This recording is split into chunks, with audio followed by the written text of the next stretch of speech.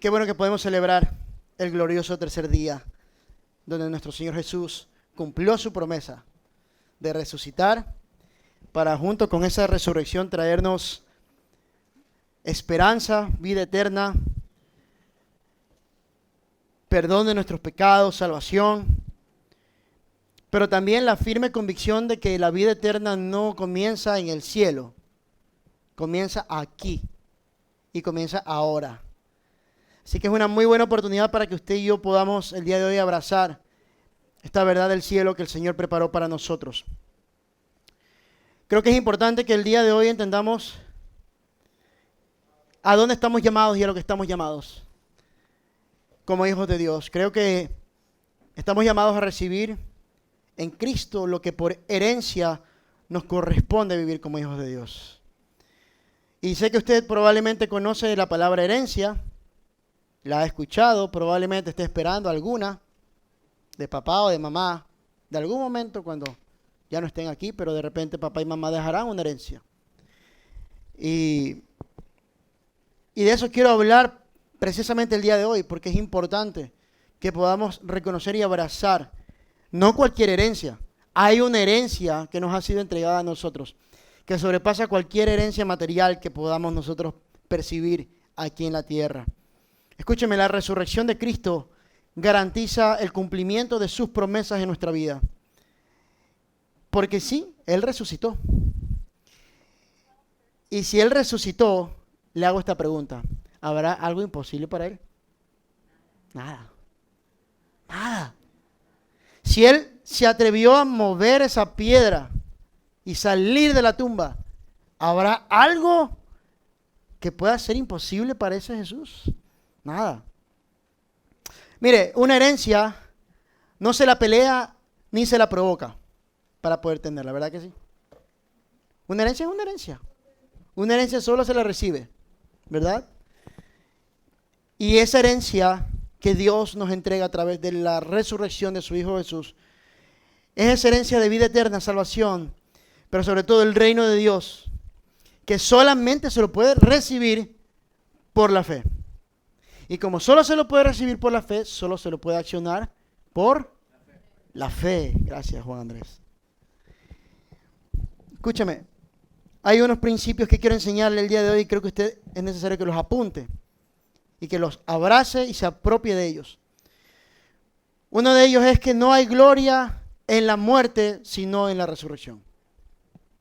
Uy, ¿cómo puede decir eso, pastor, si la película de la Pasión de Cristo es tan linda? Todos lloramos, creo, ¿verdad?, con esa película. Creo que de cierta forma representó de la mejor manera posible ese sufrimiento que nuestro Señor Jesucristo sufrió, padeció, experimentó. Sin embargo, no pudiéramos o no deberíamos quedarnos en el romantizar solo la muerte de Jesús. Porque en la muerte no había gloria. De hecho, en el mismo rostro de nuestro Señor Jesús, el libro de Isaías dice que no se halló ningún buen aspecto en Él, en esa muerte. Nada hermoso en Él. Significa entonces que la muerte no lo es todo, que la muerte es la puerta de acceso a la gloria que vendría en la resurrección. Escúcheme, ¿puede repetir y declarar conmigo esto? Diga conmigo, la muerte es el principio de la vida. Y con esto quiero derrumbar un pensamiento o un sentimiento que muchos de nosotros pudiésemos tener hasta el día de hoy, que es ese terror a morir. ¿Alguien tiene temor a morir? Nadie. Wow. Qué valientes. Hay un temor, un terror innato en el hombre de morir. Si no fuese así, no nos preocuparíamos tanto por asegurarnos en una buena póliza, ¿verdad? Que me asegure por $1.000.000, pastor. Es la más alta póliza, no me importa. Prefiero dejar de comer a dejar de vivir. Bueno, yo no estoy diciéndole que sea malo asegurar su vida con una póliza, su salud. Yo no estoy diciendo eso. Yo no estoy diciendo que sea malo tener una póliza de vida. Creo que lo malo es que ella te tenga a ti. Es decir, que pongas tu seguridad y tu vida en esa póliza. Y hay una póliza de vida que fue firmada por ti y por mí sin nosotros siquiera merecerla. Esa póliza de vida que fue establecida y declarada para nosotros, ni siquiera pudiésemos pagarla. No tenemos el dinero para hacerlo. Porque ¿quién pudiera comprar la vida eterna? Si nos es tan difícil comprarnos el carrito que soñamos. Imagínate querer comprar la vida eterna. Nadie puede hacerlo. Por eso es que la herencia de la que te quiero hablar el día de hoy es precisamente esa herencia que nosotros no teníamos, no tenemos y no tendremos cómo pagarla. Precisamente porque es una herencia. Y número 2, porque solo la podemos recibir. Mire lo que dice el apóstol Pablo en la primera carta a nuestros hermanos de Corinto. Capítulo 15, versículo del 1 en adelante. Y antes de leerlo quisiera hacerle una invitación. No me deje predicando solo. Le invito a predicar conmigo. ¿Le parece bien? Entonces usted interacciona conmigo y me responde y ahí sí nos amamos todos. Escuche, el apóstol Pablo dice, ahora amados hermanos, permítanme recordarles la buena noticia que ya les prediqué. En ese entonces la recibieron con gusto y todavía permanecen firmes en ella. Esa es la buena noticia que los salva si ustedes siguen creyendo el mensaje que les prediqué. A menos que hayan creído algo que desde un principio nunca fue cierto. Yo les transmití a ustedes lo más importante y lo que se me había transmitido a mí también. Cristo murió por nuestros pecados, tal como lo dicen las Escrituras. Fue enterrado y al tercer día fue levantado de los muertos, tal como dicen las Escrituras. Lo vio Pedro y luego lo vieron los 12, diga conmigo, testigos. Más tarde lo vieron más de 500 de sus seguidores a la vez, la mayoría de los cuales todavía viven, aunque algunos ya han muerto. Luego lo vio Santiago y después lo vieron todos los apóstoles, diga conmigo, testigos. Escuche, por último, como si hubiera nacido en un tiempo que no me correspondía, también. ¿Por qué será que Pablo dice esto? Porque para su información y la mía, Pablo no caminó con Jesús. Pablo no fue un discípulo de Jesús. Mientras Jesús estuvo caminando y discipulando a los suyos, a los 12, Pablo era el que los perseguía. Y no solo los perseguía, sino que los perseguía para matarlos. O sea, era un asesino de cristianos. Era una fichita. Pablo no caminó con Jesús. Por eso Pablo hace esta interpretación y dice, pero también yo, como si hubiese nacido en otro tiempo, no lo merecía. Pero él tuvo la gracia de permitirme verlo. Mire lo que dice, pues soy el más, ¿qué cosa? Insignificante de todos los apóstoles. De hecho, ni siquiera soy digno de ser llamado apóstol después de haber perseguido a la iglesia de Dios como lo hice. ¡Qué gracia! Sin embargo, lo que ahora soy, todo se debe a que Dios derramó su, ¿qué cosa? Su favor especial sobre mí. Y no sin resultados. Pues he trabajado mucho para que cualquiera de los otros apóstoles, mucho más que cualquiera de los otros apóstoles. Pero no fui yo, sino Dios quien obraba a través de mí por su gracia. Y aquí me quiero detener en algo. Todo lo que soy se debe a que Dios derramó su favor especial sobre mí. Y no sin resultados. Y aquí me deja el primer principio que quiero enseñarle a usted. La gracia del Señor está disponible para todos nosotros. No hemos hecho nada para merecerla.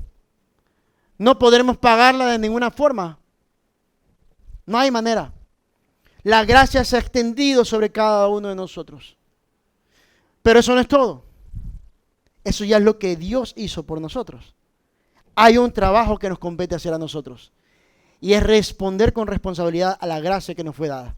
Por eso Pablo está diciendo, hey, todo se debe a Dios, porque Él derramó su favor especial sobre mí. y no sin resultados. Porque yo he respondido a la gracia que me fue dada. Porque creo que he trabajado más que todos los otros apóstoles. O sea, ha respondido a la gracia.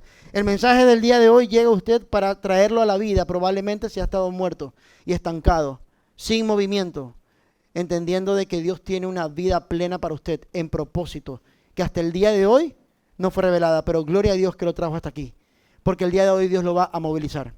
Escúcheme, hay una gracia sobre su vida a la cual responder. ¿Alguien está aquí conmigo? Diga conmigo, es mi responsabilidad darle sentido a la resurrección. Pues he trabajado mucho más que cualquiera de los otros apóstoles, pero no fui yo, sino Dios quien obraba a través de mí por su gracia. Seguimos. Así que no importa si predico yo o predican ellos, porque todos predicamos, ¿qué cosa?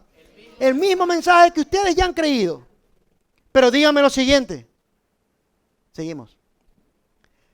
Dado que nosotros predicamos que Cristo se levantó de los muertos, ¿por qué algunos de ustedes dicen que no habrá resurrección de los muertos? Pues si no hay resurrección de los muertos, entonces Cristo tampoco ha resucitado. Diga conmigo, evidencia. Y si Cristo no ha resucitado, entonces toda nuestra predicación es inútil. Y la fe de ustedes también es inútil. Y nosotros los apóstoles estaríamos todos mintiendo acerca de Dios. Porque hemos dicho que Dios levantó a Cristo de la tumba. Así que eso no puede ser cierto si no hay. Y si no hay resurrección de los muertos, entonces Cristo no ha resucitado. Y si Cristo no ha resucitado, entonces la fe de ustedes es inútil. Y todavía son culpables de sus pecados. Más nos vale que haya resucitado. En ese caso, dice Pablo, todos los que murieron creyendo en Cristo están perdidos si no hubiese resucitado. Y si nuestra esperanza en Cristo es solo para esta vida, somos los más dignos de lástima de todo el mundo. Lo cierto es que Cristo sí resucitó de los muertos. Él es el primer, ¿qué cosa? Fruto de una gran cosecha, el primero de todos los que murieron. Escúchame, diga conmigo, Cristo es la primicia del Padre. El primero de los muchos que morirán, pero después resucitarán. Es lo que está diciendo Pablo. Cristo es el primero en morir y en resucitar. La gran cosecha, ¿quiénes serán? Ya conmigo yo. Más le vale que se crea la gran cosecha. Porque usted es la gran cosecha del primer fruto que fue Cristo. Así que ya ven, tal como la muerte entró en el mundo por medio de ¿quién? ¿Cuál fue ese hombre? Adán y Eva, no Adán y Esteban, por si acaso. Así que ya ven, tal como la muerte entró en el mundo por medio de un hombre, ahora la resurrección de los muertos ha comenzado por medio de ¿quién? De otro hombre. No dice la resurrección de los muertos comenzará o será en el futuro. Esto es una promesa y una palabra presente, una verdad presente para cada uno de los que creen. Escúcheme, por favor. La resurrección ya comenzó.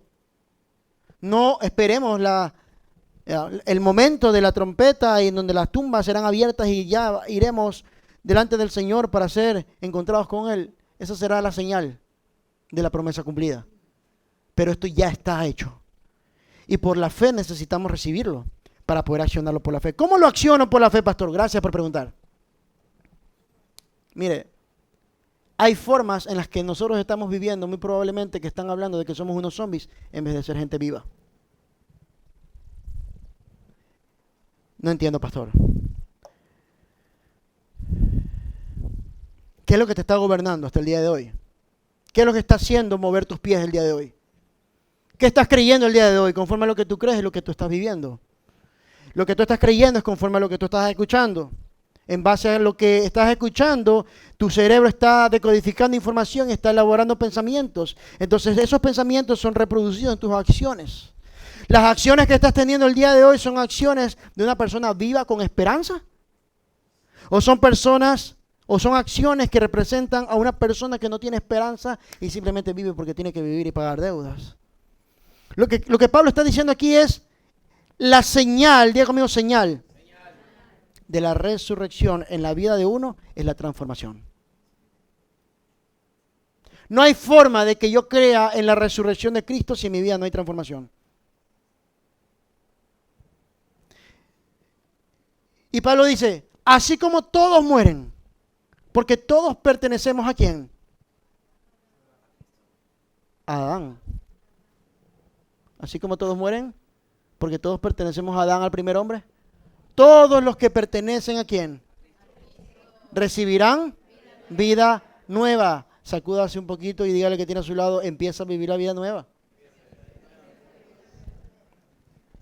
Esa vida antigua huele feo. Es que es difícil, pastor, porque mire cómo está el gobierno. Es que es difícil, pastor, porque mire que comenzaron otra vez a matar. Es que es difícil, pastor, porque ya no subieron el IVA. Pero esta resurrección tiene un ¿qué cosa? Un orden. Y aquí es donde tú se le puerca el rabo. Porque es difícil entrar en el orden. Cristo fue resucitado como el primero de la cosecha. Y luego todos los que pertenecen a Cristo serán cuando Él regrese. Después de eso vendrá cuando Él le entregará el reino de Dios, el reino a Dios el Padre. Luego de destruir a todo gobernante y poder y toda autoridad. Pues Cristo tiene que reinar hasta que humille a todos sus enemigos debajo de sus pies. Muy bien. Y el último enemigo que será destruido es el diablo. Yo quiero creer que es el diablo. El diablo es puerco. El último enemigo que Él va a destruir es la muerte. Pues las Escrituras dicen, Dios ha puesto todas las cosas bajo su autoridad, entre paréntesis. Claro que cuando dice todas las cosas están bajo su autoridad, no incluye a Dios mismo, quien le dio a Cristo su autoridad. Entonces, cuando todas las cosas estén bajo su autoridad, el Hijo se pondrá a sí mismo bajo la autoridad de Dios para que Dios, quien le dio a su Hijo la autoridad sobre todas las cosas, sea completamente supremo sobre todas las cosas en todas partes. Escúcheme, pastor, ¿por qué me está predicando esto? Porque esta es su herencia. Hay una herencia que se escribió en los cielos para usted y para mí, que tiene que ver no con que tengamos la mejor vida aquí que podamos en la tierra, sino que la vida que tengamos es una vida plena.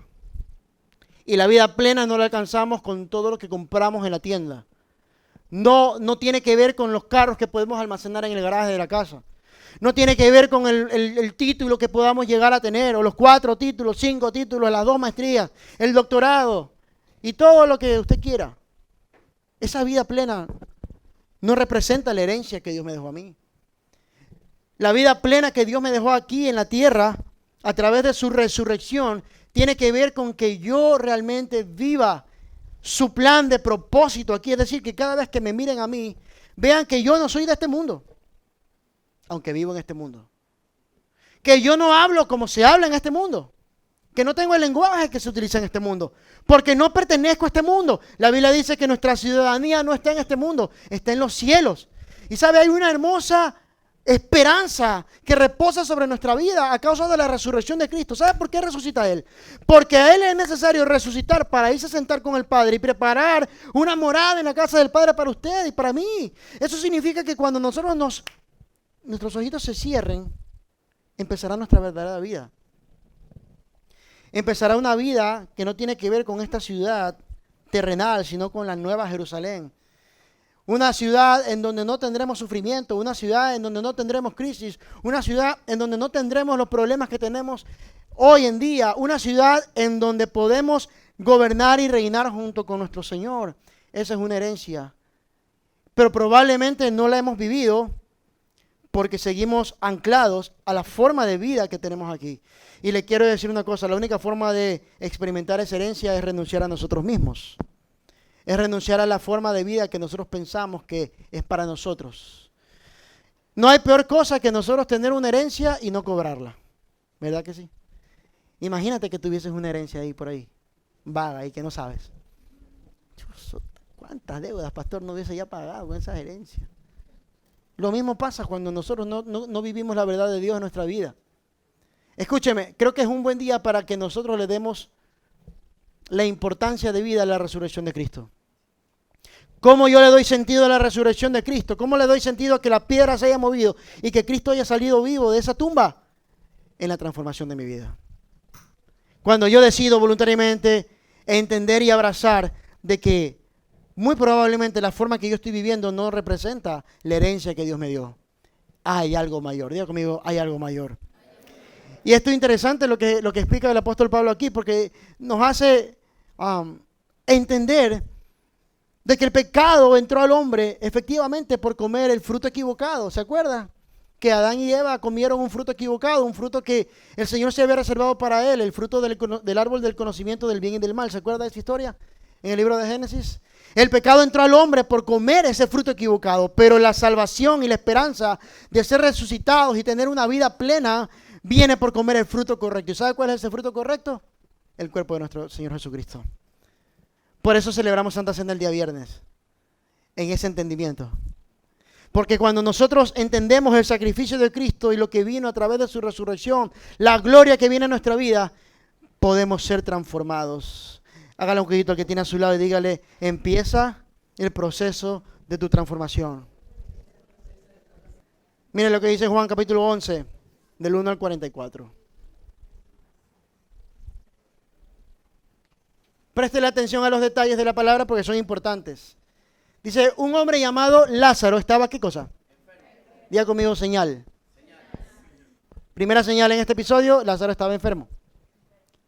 Un hombre llamado Lázaro estaba enfermo. Vivía en Betania con sus hermanas María y Marta.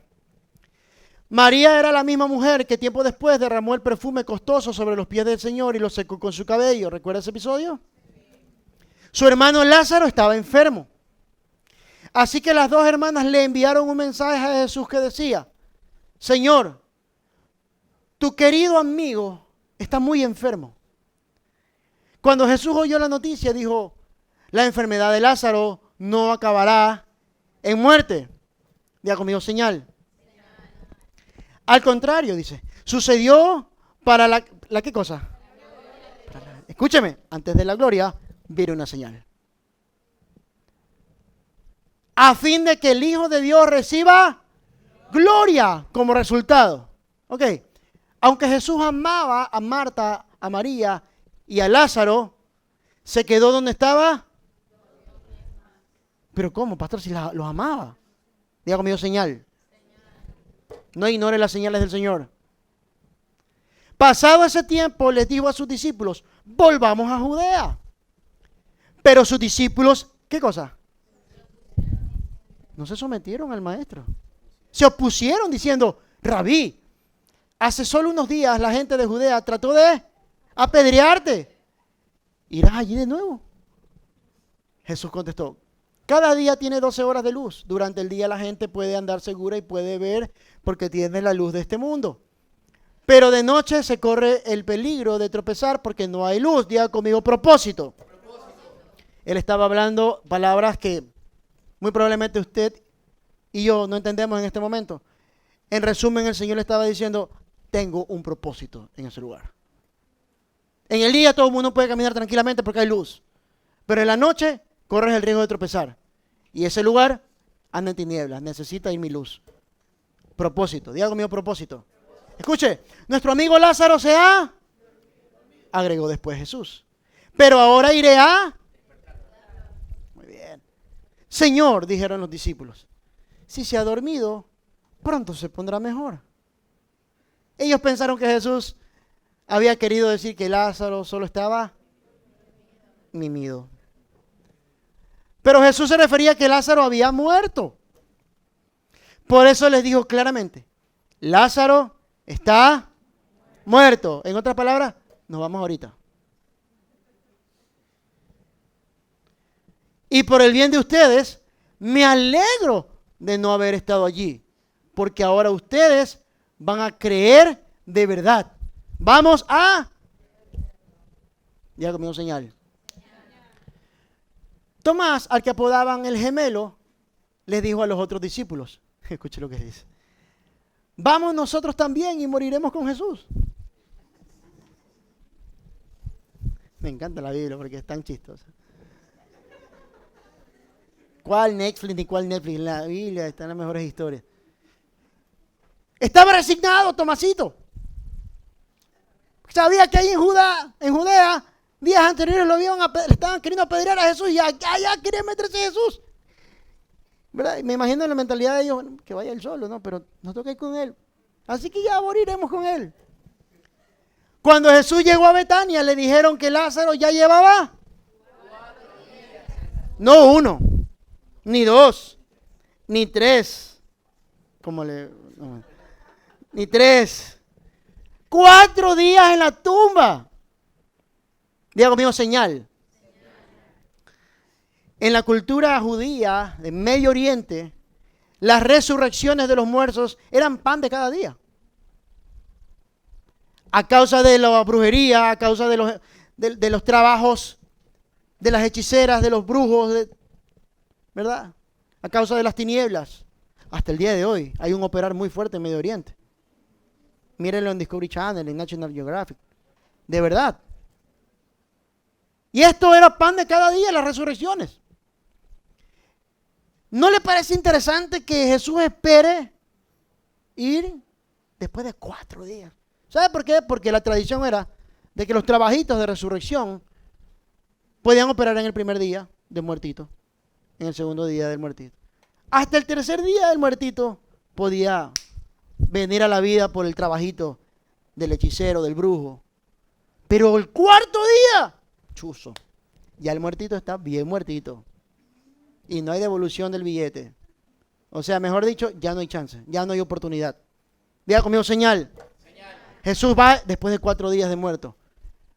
Betania quedaba solo a unos pocos kilómetros de Jerusalén. Y muchos se habían acercado a consolar a Marta y a María, las hermanas de Lázaro, por la pérdida de su hermano. Cuando Marta se enteró de que Jesús estaba por llegar, salió a su encuentro, pero María se quedó en la casa. Marta le dijo a Jesús, Señor, si tan solo hubieras estado aquí, mi hermano no habría muerto. ¿Tiene sentido lo que Marta le está diciendo? Sí, ¿verdad? Pero aún ahora, yo sé que Dios te dará todo lo que le pidas. Diga conmigo, un poquito de fe. Lo que le dije al principio. Un poquito de fe. Jesús le dijo, tu hermano resucitará. ¡Wow! No le está diciendo, no te preocupes que ya tú lo vas a encontrar cuando estés en el cielo. No, tu hermano resucitará. Es cierto, respondió Marta. Resucitará cuando resuciten todos en el día final, porque esa era la fe de Marta. Jesús le dijo, yo soy la resurrección y la vida. El que cree en mí vivirá aún después de haber muerto. Wow. Todo el que vive en y cree en jamás morirá. ¿Lo crees, NGC? ¿Lo crees, Marta? Le preguntó. Sí, Señor, le dijo ella. Siempre he creído que tú eres el Mesías, el Hijo de Dios, el que ha venido de Dios al mundo. Luego Marta regresó a donde estaba María y los que se lamentaban, la llamó aparte a su hermana y le dijo, el maestro está aquí y quiere verte. Entonces María salió enseguida a su encuentro. Jesús todavía estaba fuera de la aldea, en el lugar donde se había encontrado con Marta. Cuando los que estaban en la casa consolando a María la vieron salir con tanta prisa, creyeron que iba a la tumba de Lázaro a llorar. Así que la siguieron. Cuando María llegó y vio a Jesús, cayó a sus pies y dijo lo mismo que su hermana. Señor, si tan solo hubieras estado aquí, mi hermano no habría muerto. ¿Tiene sentido lo que Marta le estaba diciendo a María, perdón? ¿Le estaba diciendo a Jesús? Claro, válidas sus emociones. Cuando Jesús la vio llorando y vio que los demás se lamentaban con ella, se enojó en su interior y se conmovió profundamente. ¿Dónde lo pusieron?, les preguntó. Y ellos le dijeron, Señor, ven a verlo. Entonces Jesús lloró. Las personas que estaban cerca dijeron, miren cuánto lo amaba. Pero otros decían, este hombre sanó a un ciego, ¿acaso no podía impedir que Lázaro muriera? Jesús todavía estaba enojado cuando llegó a la tumba. Una cueva con una piedra que tapaba la entrada, más o menos como esta linda tumba, que por cierto, tremendo trabajo de la familia Pacheco. Increíbles, increíbles, increíbles, increíbles. Corran la piedra a un lado, le dijo Jesús. Entonces Marta, la hermana del muerto, ya ni le dicen el nombre del muerto. Entonces Marta, la hermana del muerto, protestó.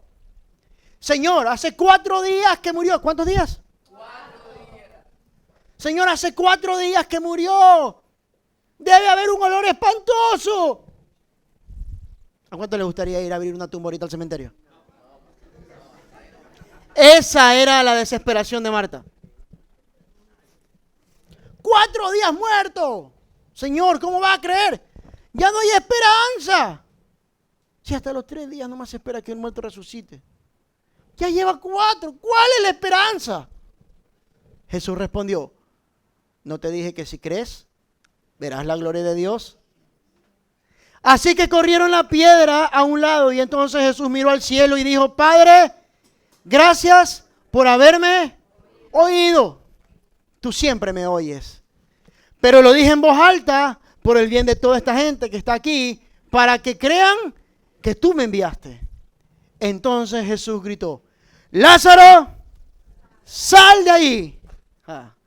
Y el muerto salió de la tumba con las manos y los pies envueltos con vendas de entierro y la cabeza enrollada en un lienzo. Y Jesús dijo, quítenle las vendas y déjenlo.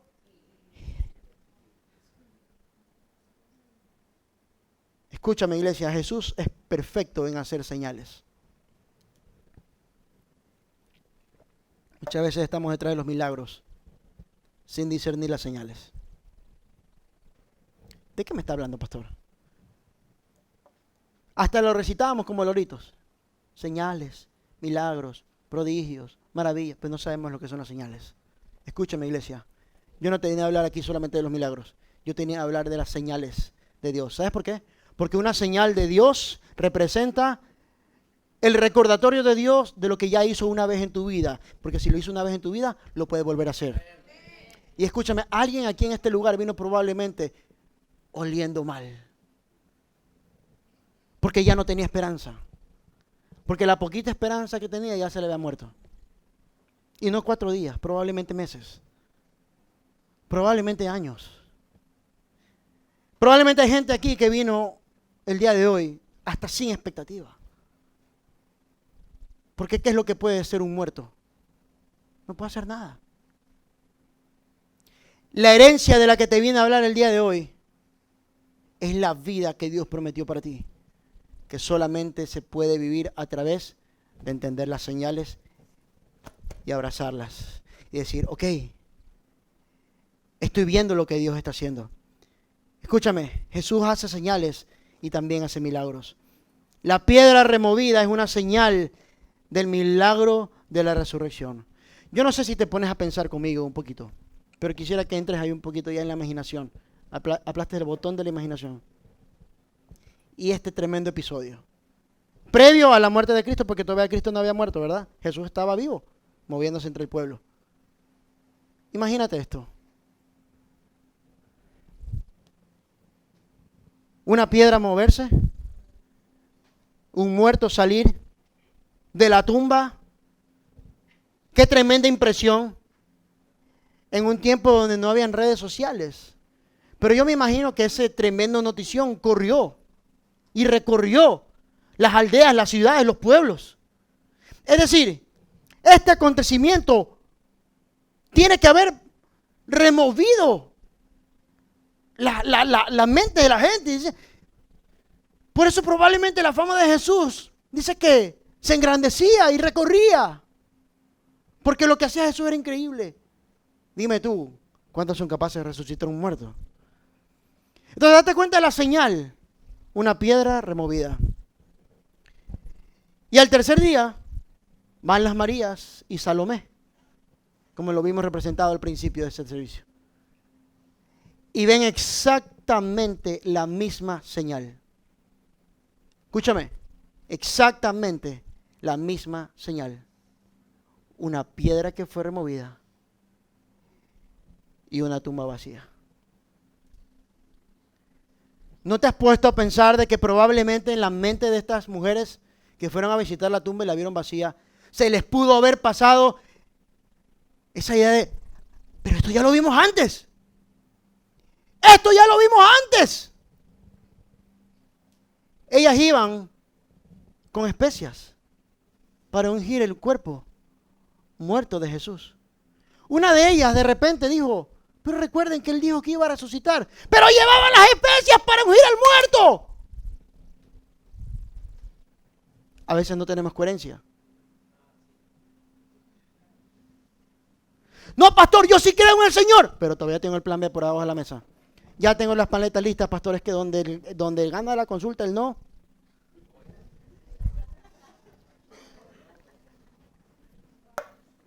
Escúchame. Ponle atención a los detalles de la Biblia porque son importantes, porque tipifican nuestra vida. Me imagino a las mujeres. ¡Wow! Esto ya lo vimos antes, ya lo vimos antes. Esto me recuerda a Lázaro. La piedra movida. Y el maestro gritándole, Lázaro, sal fuera.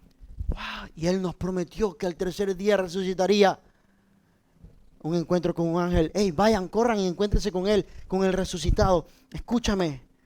Dios es especialista en traer señales a nuestra vida. Muchas veces queremos ver algo sobrenatural. Pero la invitación del día de hoy es simplemente, hey, no lo hagas tan místico. Ponte a hacer un poquito de memoria y recuerda ya lo que Dios ha hecho en tu vida. Toda piedra en la Biblia representa un altar. Date cuenta, en el Antiguo Testamento los altares eran erigidos por piedras. Toda piedra, y esto es una revelación que en el primer servicio lo recibí, toda piedra representa un altar. Y todo altar representa una memoria del mover sobrenatural de Dios. Pregúntaselo a Elías, cuando descendió fuego del cielo y consumió el sacrificio del altar en frente de los profetas de Baal. Una piedra representa un altar de un cordero que estaba sacrificado, pero que resucitó. Escúchame, ¿cuáles son las piedras que en tu vida tienen que ser removidas para que dejen de tapar la tumba y comiencen a representar un altar en donde recuerdes que si Dios lo hizo una vez, Dios lo volverá a hacer una vez más? ¿Alguien está aquí conmigo? ¿De acuerdo, por favor? Escúchame, es un buen día para que recuerdes lo que Jesús ha hecho contigo. Probablemente llegaste con una necesidad a este lugar. Todos tenemos necesidades. Pero la buena noticia es que nuestro Dios es más grande que nuestra necesidad. Si Dios ya lo hizo una vez en tu vida, Él lo volverá a hacer una vez más. Él lo hará de nuevo y probablemente habrá una señal que Él hará para que reconozcas que Él fue quien lo hizo una vez y Él lo va a hacer una vez más. Nada ni nada queda muerto si se encuentra con Cristo Jesús. Nada, absolutamente. Escúchame, Jesús no solamente resucitó. Él no solamente fue participante de este maravilloso evento.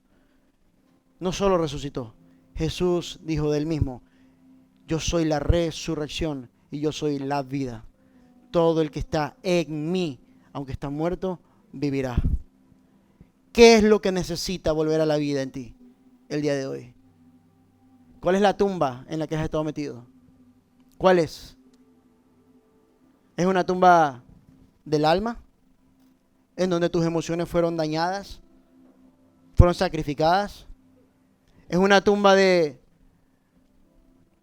falta de fe? Porque quizás tuviste una mala experiencia en un lugar en donde no te presentaron o no representaron de una buena manera a ese Jesús que te estoy presentando hoy. Entonces ya no puedes creer. No puedes creer en la iglesia. No puedes creer en Dios. No puedes tener esperanza. ¿Cuál es la tumba de la que Dios te quiere sacar el día de hoy? todo el que se encuentra con el Jesús resucitado tiene que volver a vivir. Te lo voy a decir de nuevo. Todo el que se encuentra con el Jesús resucitado tiene que volver a vivir. Atentamente, Lázaro. Por eso es que el día de hoy es una celebración especial. Porque hay muchos que ya Dios destinó para el día de hoy que salgan de las tumbas. ¿Alguien está dispuesto a escuchar la voz de Jesús que llama su nombre y le dice: ¡Hey, Noemí! Sal de la tumba. Wow.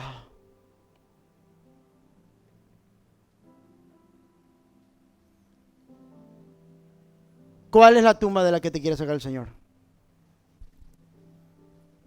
Él está dispuesto hoy. Me encantaría que pudiésemos darle la oportunidad al Señor el día de hoy. Y que puedas abrir tu corazón y exponer tu corazón delante de Él. Solo tú y el Señor sabe qué es lo que ya está oliendo mal de ti. Porque si hay una señal de que algo está muerto, es su olor. O es su mal olor. Muy probablemente lo que Dios tenga que transformar en ti es ese carácter que ha sido tan difícil de moldear, pero porque tuviste que forjarlo de una manera tan ruda por toda la gente que te dañó y te lastimó. Pero el Señor te dice: hasta hoy, hasta hoy. Él no es un remendador, Él es el sanador. Él no remienda a nadie, Él hace de nuevo todo lo que toca. Escúchame, por favor. Hoy es tu oportunidad para venir a la vida que Él te entregó por herencia a través de su sacrificio y su resurrección.